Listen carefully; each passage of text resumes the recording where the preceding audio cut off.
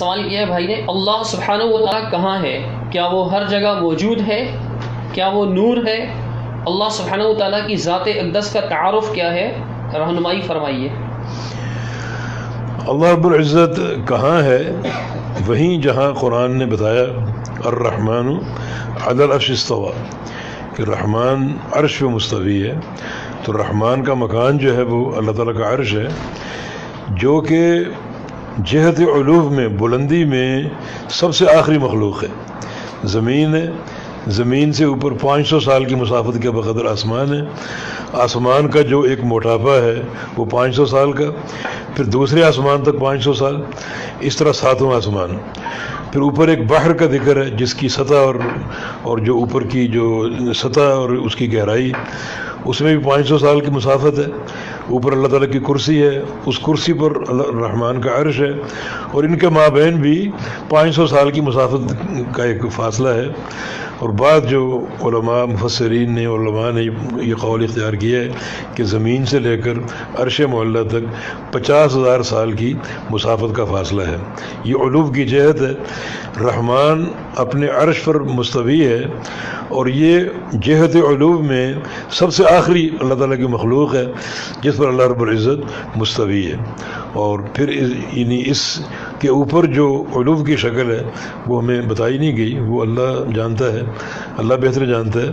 تو پھر یعنی قرآن نے جو رحمان کا تعارف کرایا ہے کہ رحمان کا مکان عرش ہے، اور عرش جو ہے وہ اوپر ہے، اور اوپر بھی اس قدر کہ اوپر جو سب سے آخری مخلوق ہے وہ خالق کائنات کا عرش ہے، اور جو اس کے نیچے کرسی ہے، موضع قدم الرحمن، وہ رحمان کے قدم رکھنے کی جگہ ہے۔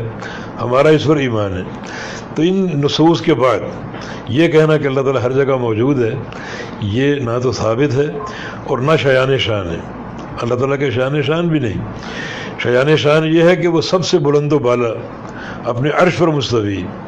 یہ ہر جگہ موجود ہونا خالق کی شان نہیں ہے۔ دیکھیں، اگر ہر جگہ موجود ہے اللہ رب العزت، تو عالم الغیب ہونے کا معنی کیا ہے؟ وہ تو ہر جگہ موجود ہے۔ جو بندہ ہر جگہ موجود ہو، یا جو بندہ جہاں موجود ہو وہاں کا اس کو علم ہے۔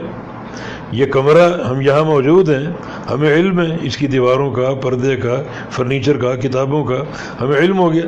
لیکن موجود ہونے کے بعد، مشاہدے کے بعد، تو ہر جگہ موجود ہو کر اللہ تعالیٰ اگر علم رکھتا ہے تو یہ تو مخلوق بھی کر سکتی ہے۔ کمال تو یہ ہے کہ اپنے عرش پر مستوی ہے، اتنی بلندی پر، اور کائنات کے ایک ایک ذرے کا اس کو علم ہے۔